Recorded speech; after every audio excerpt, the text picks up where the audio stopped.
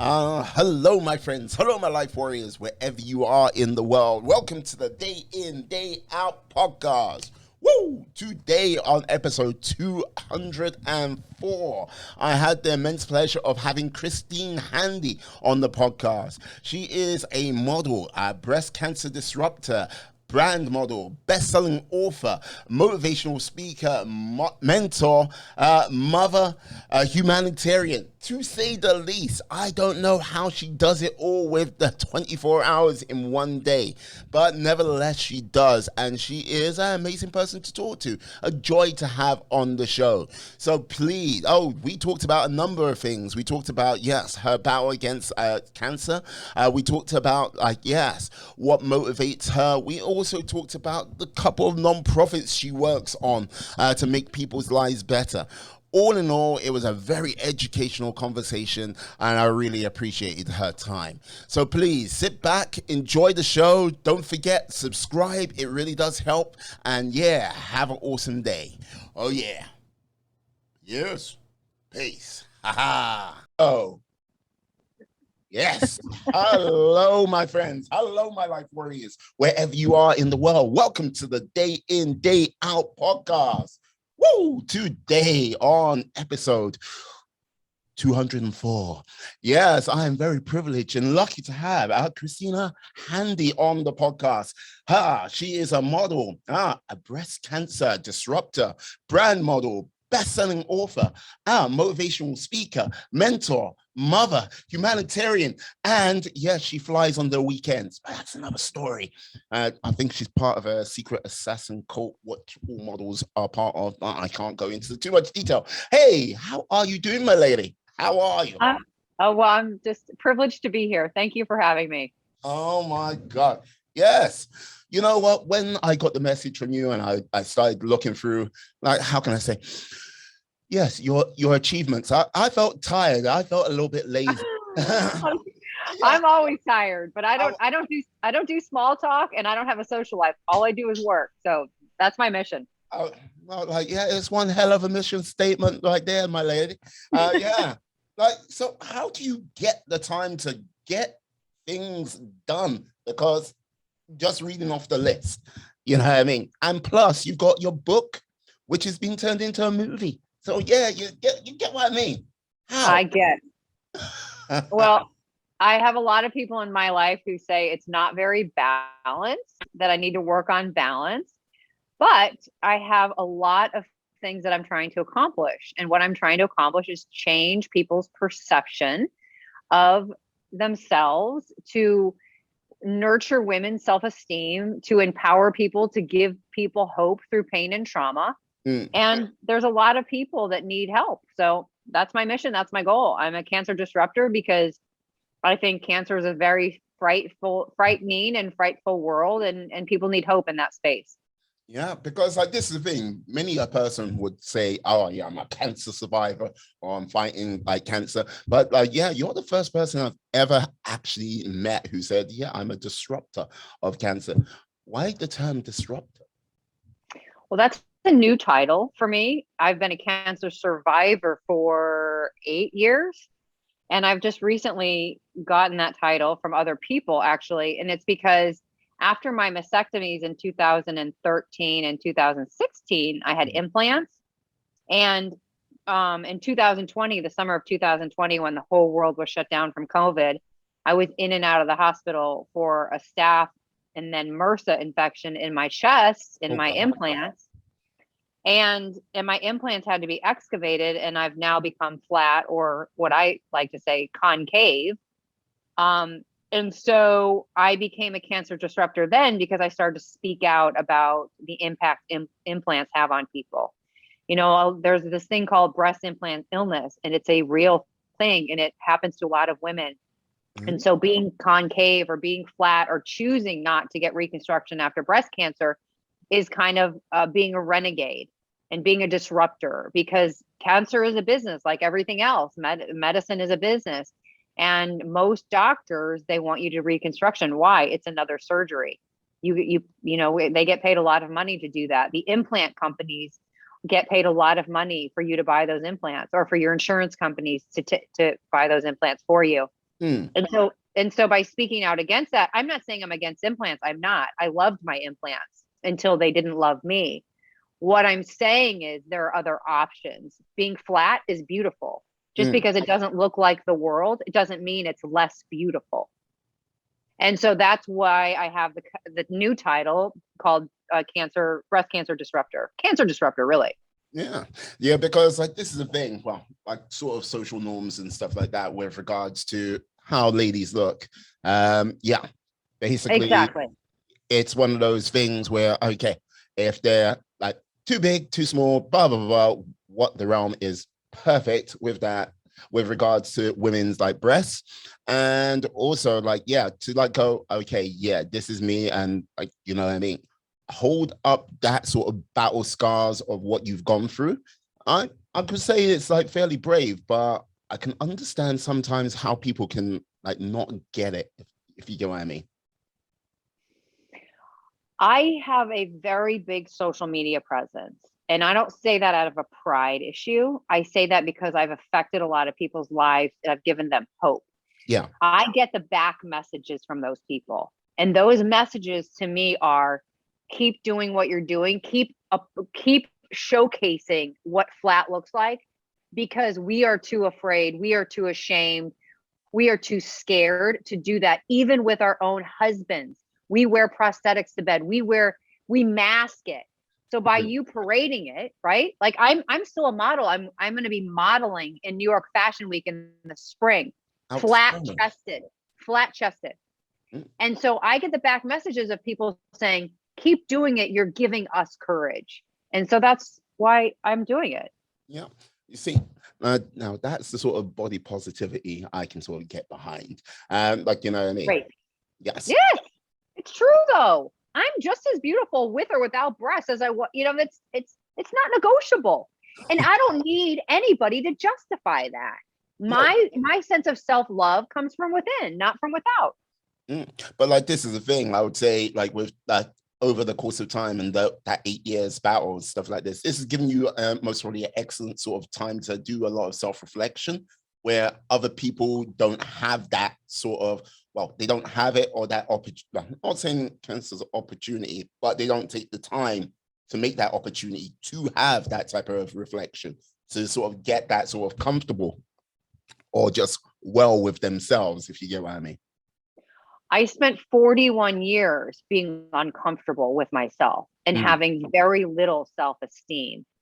And so I've spent the last 10 years since then working on my self-esteem to be a cancer disruptor, to be a renegade for this world, to say, no, that doesn't work.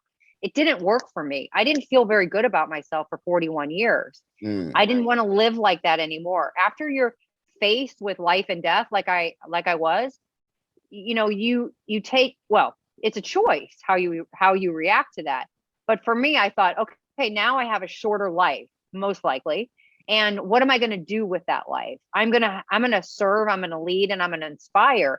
And when it's over, I'm good with that because I've done everything in my power to try to save people from living the way I used to live. Mm. No, like it's the thing. I get that. I understand that. And like this is like it also like when people say you got to get a little bit more balance, like the whole sort of like concept, how can I say, not concept, but the whole like reality of you had to go through where, okay, like we've all kind of had a touch of our mortality with regards to what 2020 was and like, oh, like it's hanging over us. But that kind of quickly Yeah. fades. But when you're sort of going through an 8 year battle or like with like a disease which can like just like a hey, I'm here, I'm here. Just it might not be today, but I'm here. You're like, okay. You're like the sort of real sense of mortality and like basically time wasting is like very real. And I can't imagine you like okay, yeah, time is precious, time is real, and it is fleeting. Let me do as much as I can to help be that servant. Right. Right. Exactly. Exactly. Well, and maybe, you know, you don't have to be faced with death like that. Maybe you don't have to be faced with great illness. Maybe you just listen to a podcast like this and go, you know what? She's right. I haven't been diagnosed with this. I haven't gone through that trauma, but the truth is we all have an expiration date. Everybody does. And so maybe somebody will take this podcast and go, okay, I'm going to live a little bit more full each day. Maybe I'm going to do some more introspection. Maybe I'm going to look at my life and make some different choices, right? Yeah, no, I agree. But like this is, I often find like, yes, when the realm of mortality, like when someone passes and like when you're at a certain, well, not even at a certain age, but just like, yeah, you're like, oh no, I lost that person from my life. I got to do more and I got to be more and everything like this. Then a couple of weeks go by and another couple of weeks go by and another couple of weeks, and you live in that sort of realm of blissful ignorance, as they say, which Yep. I get it. I know it. I did it. I lived it. So with this, like, when was the sort of, okay, I can't imagine it was the diagnosis was that epiphanal moment, but when was that epiphanal moment which came to you? No, it was definitely not the diagnosis. That day, I very much don't remember. But it was within a couple months. So I went through chemotherapy for 15 months. So although I had sorry, go ahead. No, I said, oh God, I wasn't like gonna interrupt. Yeah. No, it's a number. It's a strong amount of time. Although I had a fair amount of people that were surrounding me and helping me through that time, there was a lot of alone time too. You know, when you're waiting to go into surgery, when you're waiting to go into chemo, or when you're in chemotherapy, when you're in the chemo chair plugged into the chemotherapy, there's a lot of time where you're alone. And I chose to do a lot of introspection and figuring out who I was during that time, because quite honestly, I didn't know who I was. I was a model. I knew that. I knew that my external value was important to some people. I knew that my external value was a paycheck for me, but I didn't know what was inside of me until I was faced with my mortality. Then I started to ask myself questions. What keeps you up at night? What things do you love? What do you want your life to look going forward? And I stopped meditating on the voice in my head that was saying, you're not worthy. You're not good enough. And I changed that tape in my own head. What did you change that tape to? You are worthy. You are good enough. And it doesn't matter what the exterior shell looks like. It comes from inside. Your worth comes from inside.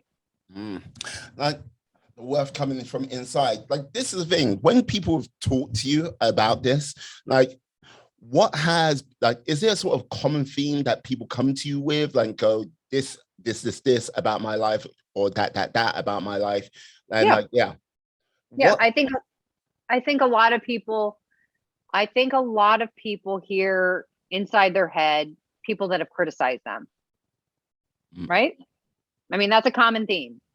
And we take the criticism from other people and we start to tell ourselves that, because we meditate on those smaller instances of that talk versus the huge, enormous vocabulary of times when people have uplifted us and given us accolades.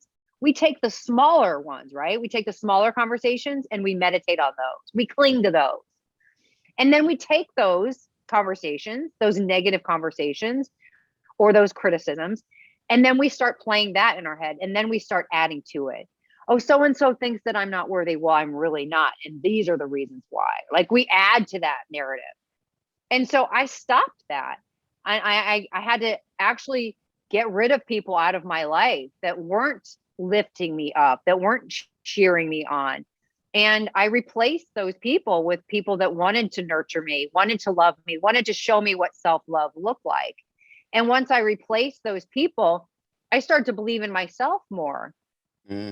Yeah, because like, this is the thing. One of the things what always makes me chuckle, and like, it's like you had to go through this sort of path of self-development and basically finding yourself, and which now when you go, yes, I had to let some people out of my life and everything like this, that is not easy. There may have been like sort of some really good happy moments where like, yeah, you may have been 1 or 2 drinks too much drunk, and like, yeah, like, you know what I mean, those moments where you might be like, yeah, sat down and stuff like this.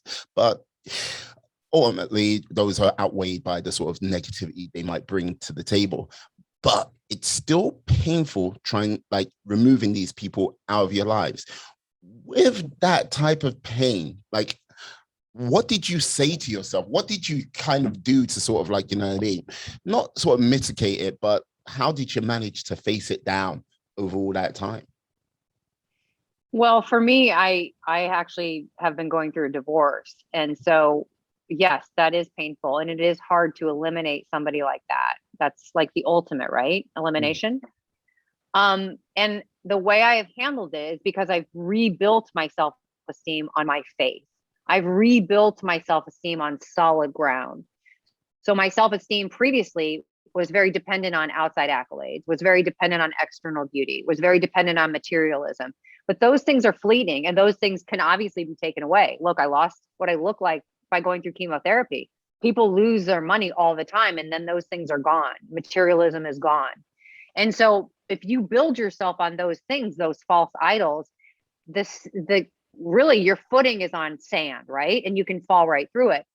But when I rebuilt my self-esteem on concrete in a solid foundation and faith in God, then when I went now that I've been going through my divorce, my self-esteem is unshakable. My mm, sense of self-worth is unshakable. Now there's days where I'm lonely and there's days that I question it, right? But 99.9% of the time I'm saying to myself, no, you don't want people that are tearing you down. God will protect you. Your faith will ensure that you have a future, right? And so that's the difference for me. I didn't rebuild my life on sand. I rebuilt it on solid ground. mm. Yeah, like this is the thing. I think with if you're not asking yourself that question on a regular basis, time and time again, I think you're not actually really challenging yourself to get better. You're not actually going like I think you're most probably going down an easy path, which don't get me wrong, there's times in life where yeah, having it easy, it like brings a smile to your like face, but it doesn't actually lead to any sort of like real growth or like basically real development. So like, yeah, if you're not asking those questions, like, yeah, am I doing the right thing? And like, is this not going right? It's like, what? Yeah, I think you can easily get lost in the reads and like not having a strong belief in someone or like having a religious belief to keep you on track. I can understand why people can get lost quite easily. Like vision and purpose is one of the things I like to say. No vision, no purpose, you get lost very easily. Yep, you're right. Mm. Well said. Why, thank you. I sometimes have one or two things if I'm not going through model conspiracies of like taking over the world and stuff like this. Yeah. Or singing. No, no, no. I do not sing. Don't. How dare you? These baseless accusations. Mm. Yeah, so like with that, like this the reason why, okay, I have been doing a little bit of snooping on your LinkedIn Oh, profile. perfect. That yes, like you decided to, you know what? I, I've gone through the battle with cancer. I've disrupted it because that's what I'm about. You decided to go, yeah, you know what? Life is a little bit easy.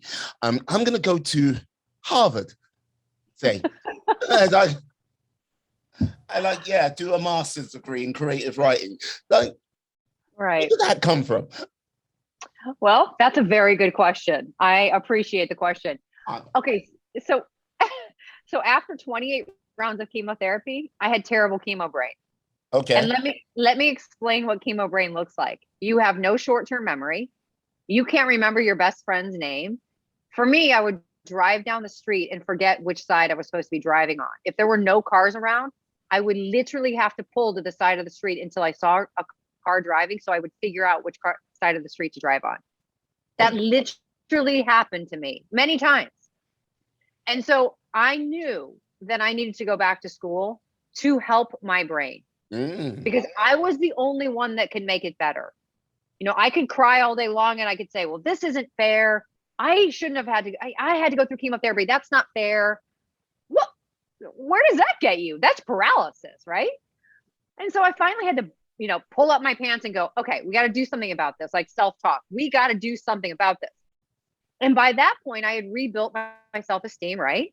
And I mhm, was like, well, I'm might as well apply to an Ivy League school. Why? Because I believe in myself. And you know what? I believed in myself enough to know that if they said no, I'd be okay.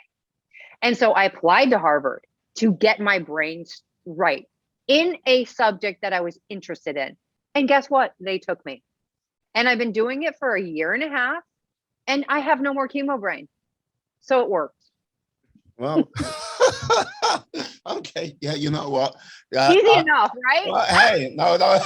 She just, I like it. I love it. So I'm joking. There's nothing easy about what I just said. There's nothing easy about those decisions. There's nothing easy about what I went through. But those are choices that we have to make to help ourselves. No, but this is the thing where when Harvard, Yale, Princeton, Stanford, Duke. yeah. But these, in the United States to the outer world, it's Harvard and Yale, depending which side of the coin you are, then number 1 and 2. Sorry, Wharton Business School, it's just the way it is. But look. But when to go, I'm going to Harvard, Ivy League school, to work out my brain. It's like going, okay, you know what? Sod it. I haven't trained for a number of years, but I like the look of CrossFit over there. I'm just going to go to the CrossFit Games. That is some hard schooling right there. How did you manage to get in? With chemo brain, how did you manage to get in? Well, quite literally, I put that on my application. I literally said, this is my transcript from college. And I had a very high GPA. So it wasn't like they took somebody that didn't have good grades and passed, but that was 30 years ago. Well, not quite, but close to that. No, it was only about 5 years ago. Yeah. Well, we're going to go with that. But it was a long time ago, but I took my transcript, I sent it to them. And in my essay, I literally said, I went through breast cancer. I had chemotherapy, and chemo, it changed my brain. I have a great zeal, a great pursuit to make it right again. And I would like you to be a steward to help me do that. Give me the opportunity to help myself. And they took me. Well, you know what? That was very eloquently put in such a short space of time. Wow, I'm not surprised they took you. So I'm in the literature and creative writing master's program. So my vocabulary has been expanding. I've become a better writer, a better orator, I suppose. Yes, well, I would hope so. With the sort of Harvard money you have to spend on your education, that ain't cheap. That ain't cheap at all. So, so with this, you're a year and a half in. What would you say was one of the biggest surprises? And what would you say was the greatest challenge, getting into doing this in Harvard? I think one of the biggest surprises was the resources that are available. So, they have one of the most extensive libraries in the world. Yeah. And I have access to all the resources on campus and outside of campus online. So that has been the greatest gift. I think obviously the greatest challenge is going back to school as a 51-year-old, but also somebody with chemo brain. It's been markedly different. It's been markedly difficult, meaning I thought it was going to be hard. It's much harder than I thought. It's been a very big time commitment. So each class is about 16 to 20 hours a week of work outside of class time. Wow. Per class. And when I read that before I started school, I was like, oh, that's not going to be me. It's not going to take me 16 to 20 hours outside of classwork. It takes me 16 to 20 hours a week. It's a rigorous curriculum. How many classes are you doing a semester? Well, I take one. So I'm halfway through my master's program. So I do the whole year. So I do each semester, and I do summer program. And so I do one class at a time, which means I'll complete the master's in 3 years. But I also work. And so I don't have 40 hours a week to do it. I don't have that time, or I wouldn't have an income. Oh. I I wouldn't be able to pay for it. It's like, yeah, you'll be able to do it, but it's like, Can't pay for it. Andy, you owe us money. It's like, there's a reason why Harvard and Yale, we have an excellent collection team. It's Ivy League. Yeah. Yes.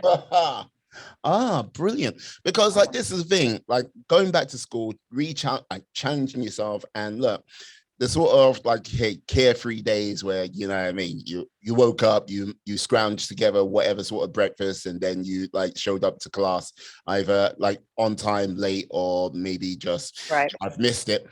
It's a different game when you're playing it later in life, because it's like, okay, you kind of truly know what you want, and you're making that sort of like time and like financial commitment, regardless, in comparison to when you're young and dumb and let's have some fun, you know what I mean? True. Yeah. So I am curious now. Okay, I just speaking to you now. Yes, are you a motivational person? Yes, I get that, but how did you, milady, become a motivational speaker? Well, I did publish a book in 2016, a fictional depiction of my life. And that gave me a platform that gave me a bigger audience to start speaking. And if you think about it, I was in front of a camera for 25 to 30 years as a model. And so I was already very comfortable in front of a camera. And I was kind of a extrovert for a long time. And so I thought, okay, well, I want to speak to a bigger audience. I want my story to get out there because I know how many people I can help. Well, I think I know how many people I have helped. I want to have a bigger audience. And so the only way that I can do that, I believed, was to start speaking. And so when I started speaking, of course, I got a bigger audience, and then I expanded it to social media and things like that. But you never really know how your story will affect people unless you try. And you also don't really know how much you can affect somebody until you become very vulnerable. And what I mean by that is, it's easy for me to say these things to you. Oh, I applied to Harvard, I got in. Yeah. Oh, my friend showed up for me, whatever. But what we don't talk about maybe on this podcast is there were many nights when I was going through chemotherapy that I wasn't sure I was going to wake up the next morning. There were many days I couldn't get off the bathroom floor. And those parts I put in my book, because you don't want to just put the good and the flowery and the fluff, right? You need to put the bad and the ugly and the vulnerable in order for people to relate, because people feel alone in their stories. People feel alone in their pain. I don't want people to feel alone. And so I don't want to paint a false picture. And I'm vigilant about this on my social media, because I think social media can be so misleading, and it teaches our world that filters and a facade is acceptable, and it's not. That doesn't help anybody, including yourself. No, like, you very good points there, because look, with regards to like, the highs and lows, like I'm touching on like, because I want to sort of get a richness of who you are. So I'm talking about, some of the very sort of positive like peaks in your life. Look, I understand from a fact that, okay, 15 months of chemotherapy that is not some easy road. That is some very hard road indeed. And like, I can only imagine some of the mornings you've had. I can only imagine some of the days. And it's, how can I put it? As someone who's had friends who've had like cancer and stuff like this, it's a really sort of weird place, because when like when you have friends first hear about it, everyone flocks to you, and it's like, exactly. Oh, we're there for you. We're there for you. And like, then over the course of that time, it's, how can I put it, there's less flocking, and it's a case of like occasional, like, are you okay? Is everything going fine? And you kind of like, you get that sort of pop in. It's a little bit more than a regular friendship over distance, but it's not there as frequent. But when you kind of look at social media, the highlight reel of most human lives, it's like, you never get the fullness and the richness of someone's story. You never actually understand the trials and tribulations, what people go through. It's like, yes, I'm happy all the time. If you looked at social media, that's what it would be.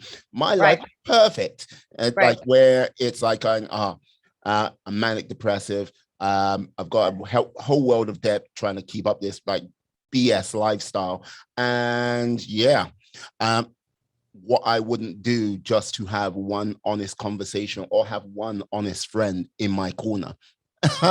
It is just, it's sometimes maddening, you know? That's how I see it. But yeah, sometimes maddening. Well, it's, you know, the suicide rate for young people has gone up exponentially because of social media, because of COVID.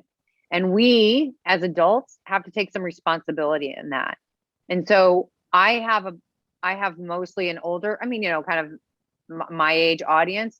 I would love to have a younger audience so that they could watch me be honest. We need younger people doing what I'm doing so that they can shed some light into this very, very dangerous topic. Yeah, I think with regards to young people growing up in this, well, topsy-turvy, like, 21st century world where, okay, look, I'm sure like you've done some idiotic things when you were younger. I have done some idiotic things as well.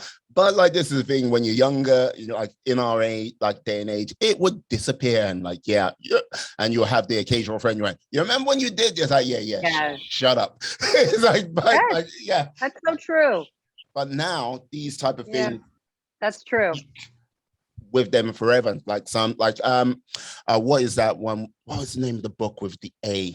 I can't remember. Like basically, you like if you had this mark of an A, I can't remember the name of the book. It was a lady who had.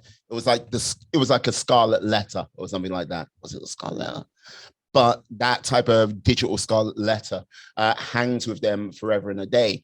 And I don't think they have the opportunity to have like many a real conversation to like really know I even say it like as an adult to really sort of have true friends in your corner, because that sometimes is even lacking in, like, you know what I mean, in our age and demographic. So, you know what I mean? So trying to go say that in today's kids growing up, no, it's quite mad. And if you looked at what with the Facebook leak not so long ago, that you kind of like, oh, yeah, are they out for our best interests? No, you're right. You're spot on. Yeah. How's that Pepsi? It looks really good. It's sugar free. Like, you know what, Pepsi. Diet. Hey, if you want to sponsor a podcast, hey, just the sugar-free kind, Pepsi Max. It's like, look, don't get jealous of Pepsi. Don't. It's like, you're about to like, 2 days later, I really want a Pepsi Max. I have brands sponsor me. I get it. I don't have any of my brands out right now, but it's like, I don't have any of my brands right now. Oh, fair enough. So with this, like, okay, like what made you go, okay, you know what? Okay, signed up to Harvard, yeah. Like disrupted breast cancer, yeah. Became a motivational speaker, yeah. Like, I miss it. I'm gonna write a book. Come on, like, yeah. Like, oh my God, this is really funny. Well, and you're right. Like I told you, I have no balance in my life. Hey. You know what, writing is very, writing helps me a lot. I'm a better writer than I am an orator. And I'm getting better at it because I'm in Harvard. It doesn't mean that Harvard is making me better. I'm just better at it because I'm being schooled in it, right? I'm learning. But I wanted to write my story because I thought it was important to show how you can use pain and turn it into purpose. I also thought my book was important because it showed how people uniting was so powerful. And quite honestly, if my troops, my team had not showed up for me, I wouldn't be here. They shored me on. They cheered for me until I was able to cheer for myself. I quit. I give up. I really gave up. When I was diagnosed with cancer, I had had 2 other major illnesses. At that point, my self-esteem was 0 and I had given up on myself. They stepped in until I was fierce enough to walk on this journey alone. And so my book was important to show that, because I think in our world, it's so divisive, especially now, that we're tearing each other apart. We're judging, we're labeling, and we're putting people in boxes, and that's destructive. And I wanted to show how not to do that. I wanted to show a better way. And that's called unity. And it's listening to each other's story. Storytelling is powerful, because when you talk about your story, when you tell your tale, so to speak, it's sharing in a way that people can relate to. And so if we can all share our stories, there's going to be way less judgment. There's going to be less labeling, and there's going to be way less comparison. And so I thought that was important for me to share. Yeah. And like, this is the thing, when you say, yes, you gave up, and like, yes, your sisters came out and supported you. Like, was it one of those things which, okay,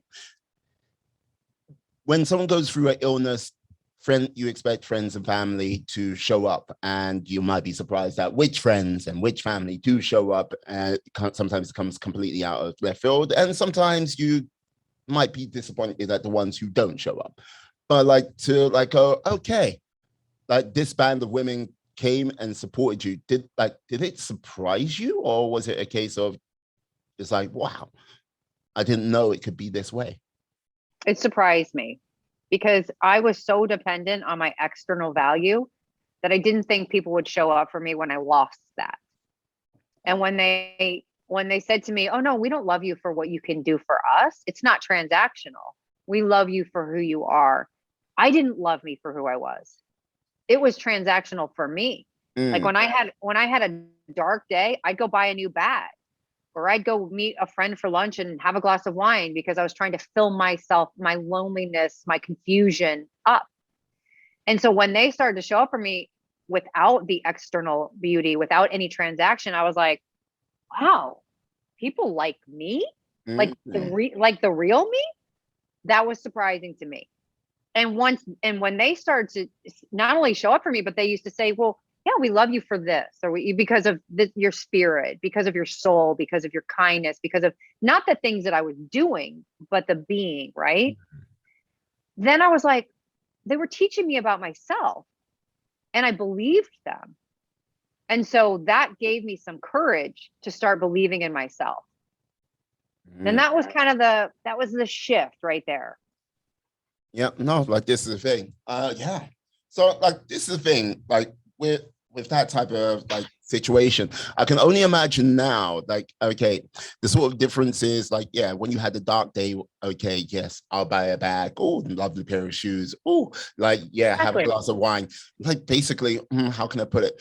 The classic Sex in the City remedy for life. Samantha. Don't ask me the character's name, but that's the only one. Oh, Samantha. Yeah, and she's the one that had breast cancer. Actually, you nailed it. Right. Yeah. So, like, what now how do you, like, when those dark days come, hopefully less frequently, how do you deal with it now? What is the sort of like coping, like not coping, how do you sort of overcome, say? It's so different, because I haven't built my life on external value. I've built it from the inside out. And what does that mean? I don't allow myself to be around people that tear me down. I don't allow my own voices that are negative to come out. I stop them. I take that thought captive and I change it. I listen to things that are different. So now I play different music than I used to play. I don't watch the news because it's fear-based. People on social media, I'm very discerning about who I follow. I'm not going to follow people that have materialism as their idols. I'm not going to follow people that worship things of this world, because those things are temporal. They can be taken away so easily. I follow people that nurture hope and, worship not things and not people. But for me, God. And I listen to podcasts like this that are uplifting, that are storytelling, that show people that give value, right? I want value in my life. Time is limited. It's our greatest resource. Mhm. So if I'm going to spend an hour of my day on something, I want to listen to something like this, where somebody's taken their life and mistakes and said, okay, no, this is a better way. And that's time value, right? And so that's how I live my life every day. And it's totally different than the way I used to cope. Coping now is pouring into myself, learning, right? Going to school, learning from podcasts, learning from music, learning from social media. I'm not learning from people that are putting out a fake facade. I'm learning from people that are pouring out wisdom.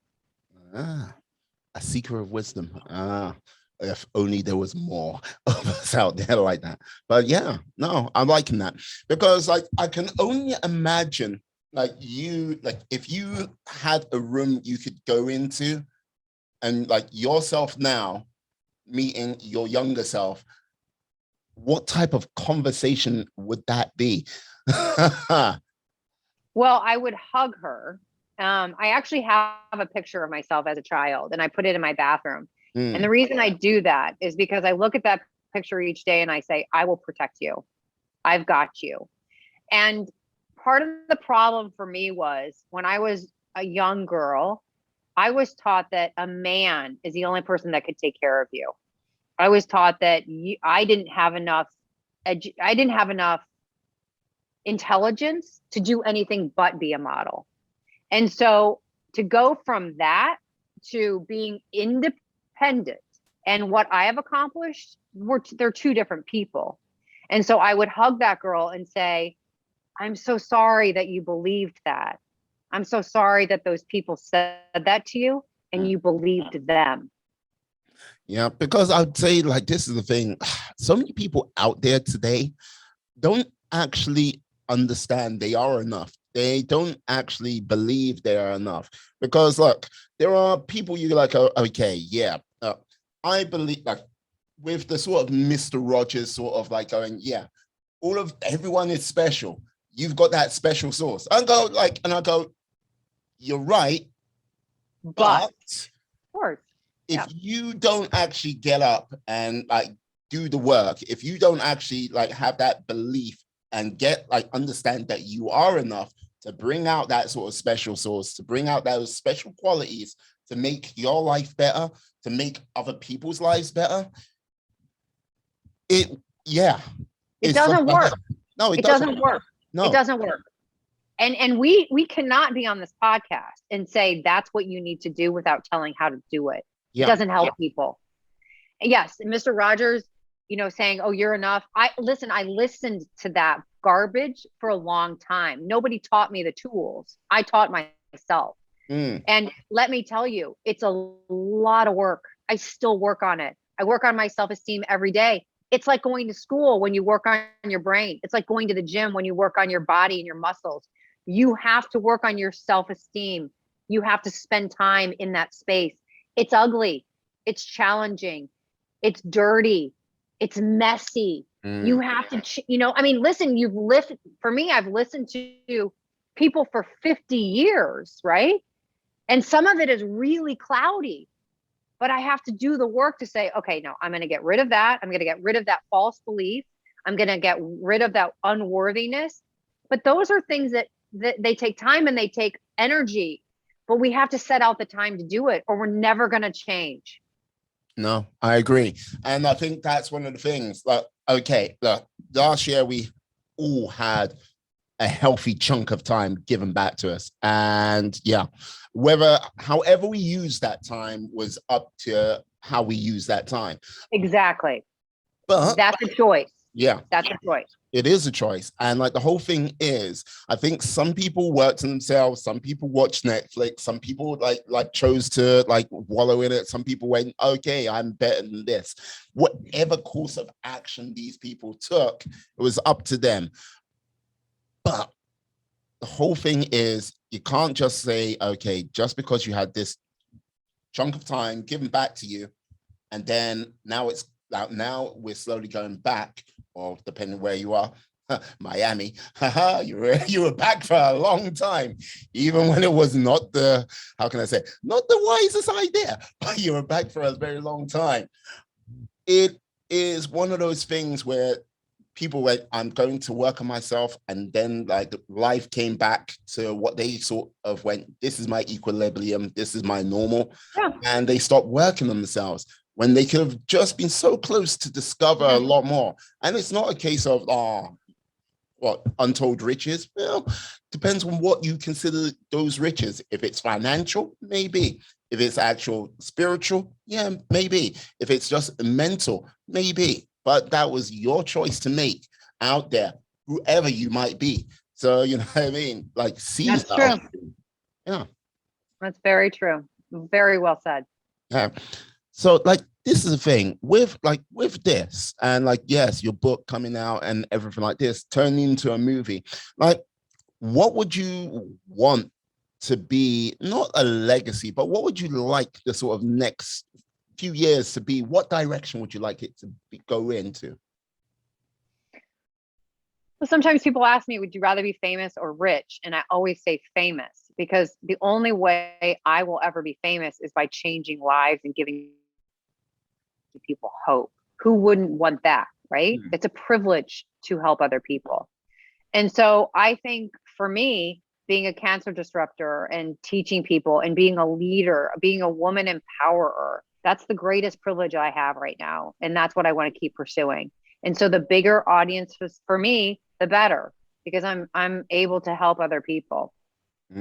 Like, yeah, I think you're basically you're taking the harder road, because like, okay, like from what I've seen in this like big glorious world we live in, like, yes, anyone who tries to go down the sort of realm of positivity and like, yeah, basically self-growth on that side of things, it's just a harder road, because people don't want to hear that. They rather like stick with the negativity and like the, That's exactly right. mudslinging, Yeah. and you just see everything go from like zero to like some unbelievable growth. But what they're putting into the world, oh no, stop that. Is because all you're just doing is just polluting the pot and making it so much worse. But it's harder when you go through like the whole realm of like, yes, positive actions, positive methods, positive mentality. How have you been handling the road, like traveled at this present time? Well, it comes with a lot of negativity as well, especially in social media. I'll give you an example. Okay. Because storytelling, is so easy to relate to. So after my chest became concave, and I was in horrible pain, physical and emotional, I posted a picture of me with a very tight fitted shirt on social media. And a man responded to my post, and he said, "Were you born a woman or a man?" And that hurt me. And I was upset that it hurt me, because I really don't care what other people think of me, because I lost my pride, my ego when I was diagnosed with cancer. I just said, okay, I'm shredding that. And so I was surprised that person's comment affected me, but that whole newness, right, of losing your, as a woman, that's our part of our identity. That whole newness of losing my chest was it stung. His answer stung, and I looked in the mirror, and I said to myself, am I okay with this? And other people aren't? Like, what am I missing? Like, if this guy thinks I'm a man, do I look like a man? So I started to question myself. And I used to do that all the time.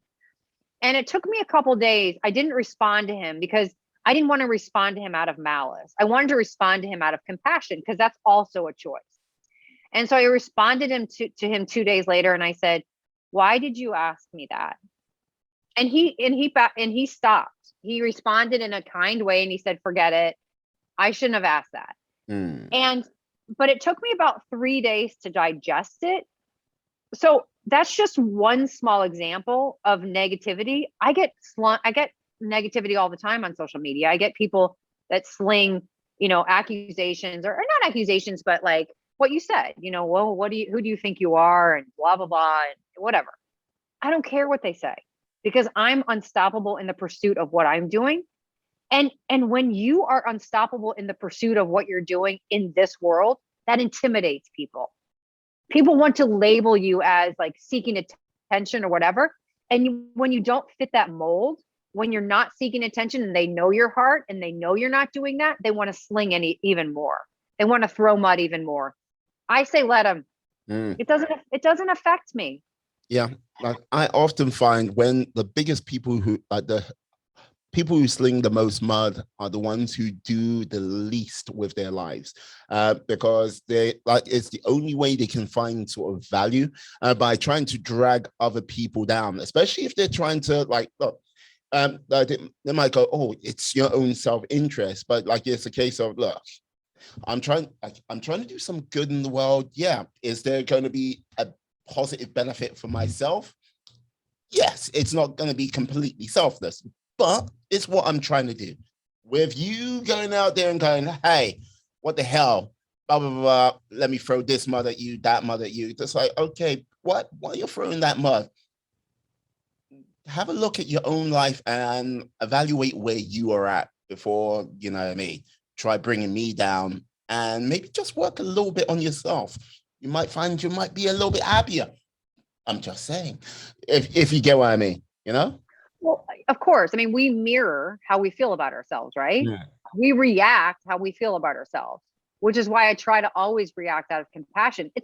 I'm not perfect at it, right? I mean, if somebody cuts me off in the middle of the road, I honk. And that's, but I try not to react out of pride anymore. And I try not to react out of malice, like, oh, I'm going to get you back for what you did to me. Instead, I try to stop my adverse reactions to people and say, okay, no, how can I react out of compassion? And I shift. But that's conscious editing, right? That's a conscious mind. Those are choices. And I don't think a lot of people have gone through the time or the introspection to get to where I am.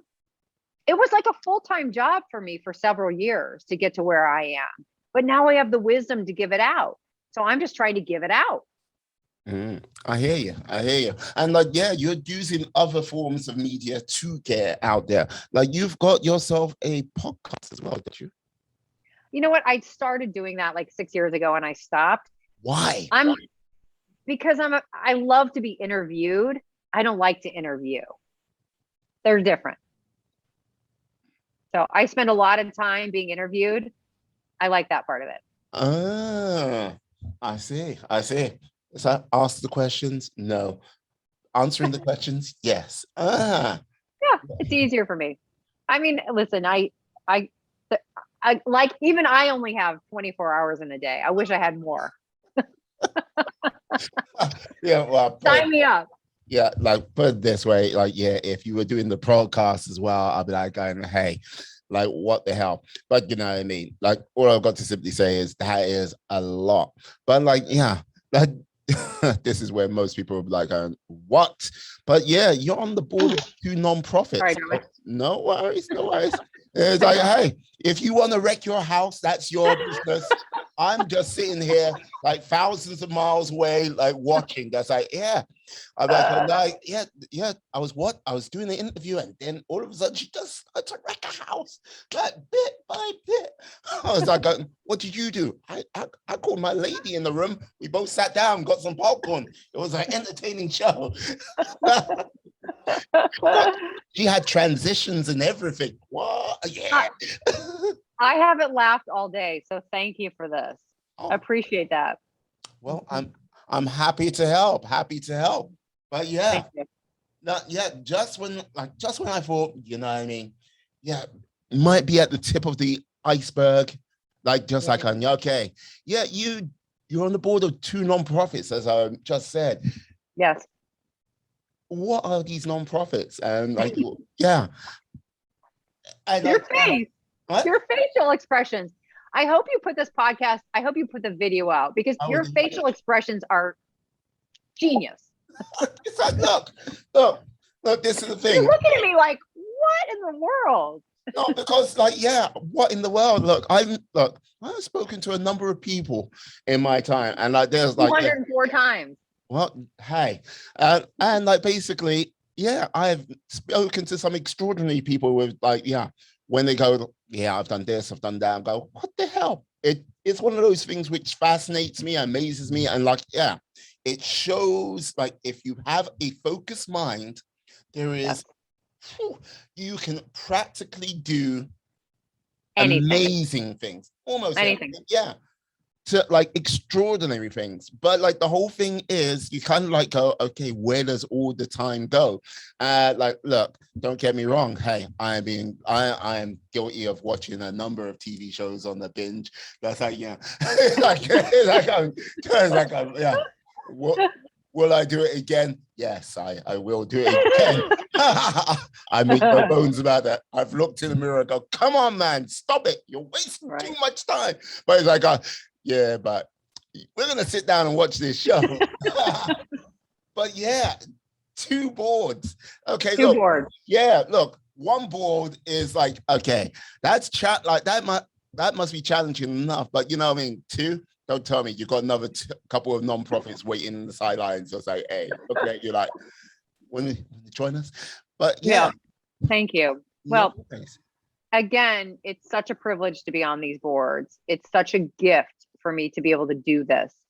I am on the board of a company called eBeauty. It's a nonprofit organization. It's a wig exchange program for women who are going through treatment that cannot afford a wig. Yeah. We have partnered with L'Oreal, who gives us grant money. And we've partnered with Paul Mitchell salons, who they're teaching schools wash and style our wigs. So we have redistributed over 60,000 wigs to people that cannot afford them. And so it's a privilege, it's a gift to be on this board because we are doing so much good for women who desperately need it. For me, I was able to buy wigs when I was going through chemotherapy, and I felt really safe wearing a wig, looking semi like myself. Can you imagine a woman not being able to afford a wig when she loses her hair? It's not right. So we're filling that gap for people, and it's a free resource. So it's great. Yeah, because like, this is the thing, like, okay, with regards to like identifiers or like basically like things for ladies which really sort of like put that mark on who they are and like what their identity is. Okay, look, I would say the cup size, it can be for some ladies, but more like most definitely the hairstyle, what you can do with your hair, how you can like, yeah, it's one of those things which is the main thing. Am I empowered or am I like vulnerable? Like, yeah, like how you frame yourself and how it just affects the rest of what you wear as well. So like being able to like go, yeah, you know what? Here's a wig for this, one of the hardest times in your life, to maybe give you some semblance of who you are or like humanity. Yes. Yeah. Exactly. Well, literally, I am a humanitarian. That's one of the reasons why. And the other board, well, and by the way, I lost my hair and my breast. So the 2 identifiers, I was gone. I was, that's difficult.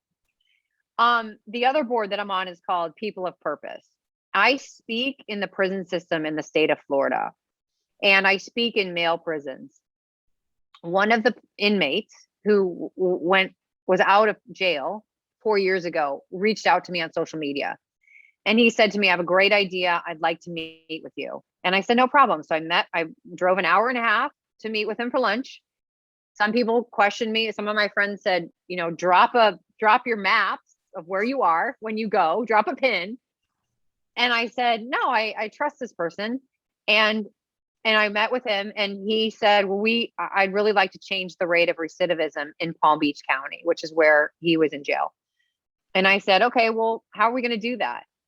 And if you'll notice, I said, I was all in because I have a heart for prisoners. I have a heart for anybody that feels imprisoned, right? There's plenty of us that feel imprisoned outside of jail. I mean, I've never been to jail, but that doesn't mean that a lot of people have never been to jail, but they feel a prisoner in their own life. And so I have a heart for people like that. And so I was like, sign me up. so he had a group of people who joined his board. I'm the president of the board. And we have started to change the rate of recidivism for the past 3 years. And we're doing great things. We're not feeding, so to speak, the prisoners when they get out. We're teaching them how to fish. And we're equipping them with knowledge. And that's how we're trying to change the culture there. Yeah, like, because look, this is the thing, like, we're meant to live in a society. Okay, look, if we make our mistakes, and like, yeah, if we fall, and like, yes, if prison is one of those things which happen to people, like, it's meant to be like, you've paid your price, like, you've paid your with time, and that's meant to be it. You get a fresh start. But unfortunately, that's not the case. It's a case of that's once done, that person is forever, like, not so much tormented with it, just weighed down with it like some millstone, and trying to get past it is somewhat tough, like somewhat nigh impossible. And it's not a surprise they sometimes end up back in that sort of trap, you know? Exactly. Yeah. It's a failed system. The system is failing people. I would say it's most definitely flawed, to say the least. And trying to get that moving in the right direction. If you can help one or two people, I would imagine the financial costs to the state, like, well, savings, I should say, must be quite extraordinary. And I don't think enough people actually understand that. Because many moons ago, I used to work for a company called Mega Nexus, and they had a program where they did kind of the same things, like to help basically people reoffending. And it turns out for the UK, anytime someone reoffends, it costs, like, this was back in 2008, anytime someone reoffends, it costs like £146,000. The numbers stuck with me because it was like, it costs that much money. And that's a lot. So God knows what it is today. Maybe it's 200,000. Maybe it's the same. But if you can save that, that's a couple of teachers. If you can save that, that's a couple of nurses. If you can save that, that's a doctor. Like, all of these things, you can go, it can help improve society and make it better. But it's like, Beautiful. That's a great way to say it. Yeah, you're right. Hey, now I'm going to ask, like, with regards to, like, one last thing, and I'm going to end it with, like, yes, the book being turned into a film. How on earth did that get kicked off? I was like, hey, book, now film. Hey, how? A lot of prayer. I always wanted my book to become a film. I wrote the last chapter in a way that it looked like a film, you know, like walking off set into the sunset. And a really incredible human being named Ziad Hamza, who is an Oscar award-winning screenplay writer. He was gifted my book. He reached out to me through somebody that I know, and reach out to me and said, I'm going to write the script for your book. I'm going to write the screenplay for zero money. I just want to be a part of this. Nice. This is a huge story. This needs to be told. And I just want to do anything I can to be a part of it. He wrote the script in 6 weeks. And ever since then, he has been the lead charge in producing this. And it was supposed to start filming in May of 2020, but it got postponed from COVID, and so it's still in the works, but it's been postponed. But it's kind of it's a fictional depiction of my life, but it's kind of a cross between two movies: the movie Wild with Reese Witherspoon, which was actually a book made into a film, and the movie Steel Magnolias. We have not had a really good chick flick in a long time. You know, Hollywood kind of turned into animation and violence. We need a good chick flick, and I hope that this fills that space. But it's an important movie because it shows such, you know, uniting amongst women, and I'm excited about it. Outstanding. Oh man, so, like, with it being turned into a screenplay and everything like this, like, and yes, soon to go into production. Like, yes, lucky. Yeah. Who would Lucky. pun? It's very lucky. Well, yeah, I would say lucky to an extent, but like, yeah, all I've got to simply say is, yeah, some people you can say it's lucky, but yeah, only up to a point. There has to be some sort of like, yeah, angling and working what goes Oh on. yeah. No, I'm very driven. If you haven't, it's an hour and 8 minutes into the podcast. If you don't realize how driven I am by now, you haven't listened at all. I don't get that. No, it's like seem quite chill to me. It's like I'm yeah, like driven, ambitious. It's like just like on the scale. Yeah, it's like I don't think anybody in my life has ever called me chill. it's like I'm intense, driven, yeah, focused, yeah. Like if this was Hamilton, yeah, the music, like the track, Lazy. stop would come in, yeah, just like just general slacker to me. But like don't know what your friends are talking about.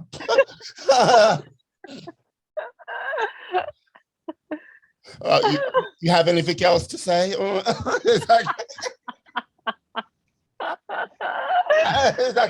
my gosh, this is awesome. Yeah. Like, so who would you want to star in this film if you had a choice in any actress? Well, I absolutely have no choice in the matter. And the person that is playing it, that signed on. I don't know if that's going to change because actresses have different projects, and because it's been postponed, it might change. The person that I always dreamt about playing it is a woman named Jamie King. So most of my illness happened when I was about 38 to 40. And so the actress needs to be that age. Yeah. Jamie King was a former supermodel turned actress. She's incredible. Her acting is incredible. And so because she was a model and then an actress, it makes sense because the woman of the movie is a model, right? And so she looks like a model. She's kind of got that statuesque, kind of willowy figure. And so I think she would be perfect for it. So in my wildest dreams, that is who I would pick. She's an American actress, Jamie King. Jamie King. I'll have to look her up. What? Look her up. She'd be perfect for it. Okay. More like this thing. She knows the modern life. So yes. Yeah. There you go. Okay. Perfect. Now, final question. And this is going to be a true test of your psychological worth. Ooh. Yes. Now, if I because I have to reveal this moment of truth. I am a being of supreme cosmic power. And yes, I can grant you one wish before you say anything, because I know you, because look, you've got that sort of look in your eye. You can't wish for more wishes. You can't wish for an infinite amount of wishes. You can't write down on a piece of paper that, make everything come true on this piece of paper.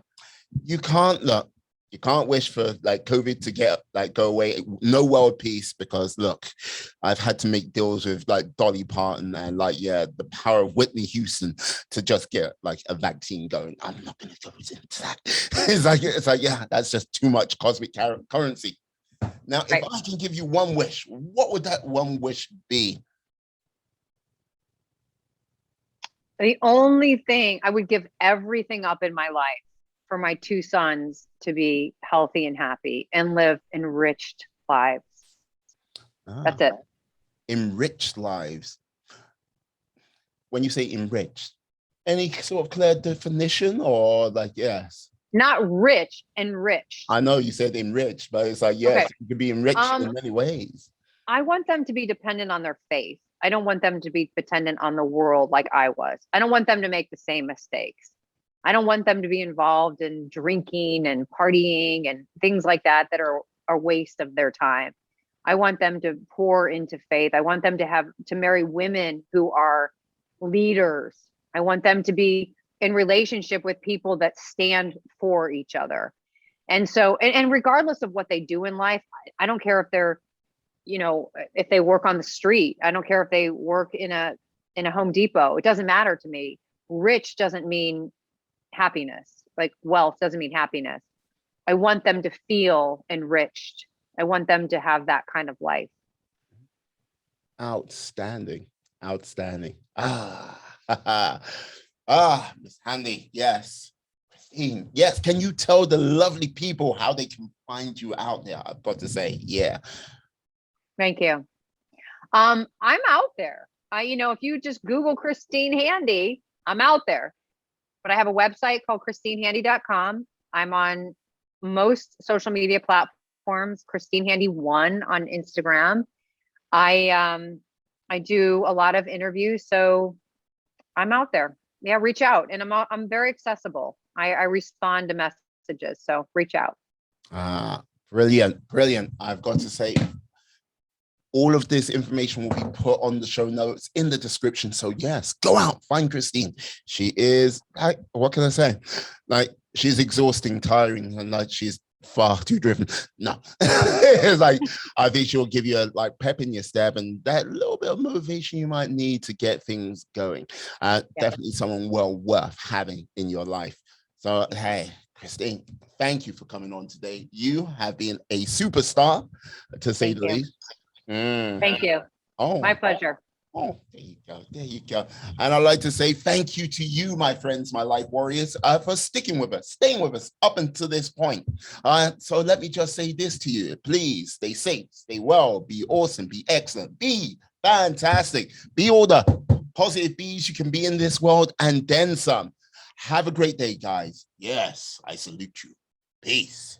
And we are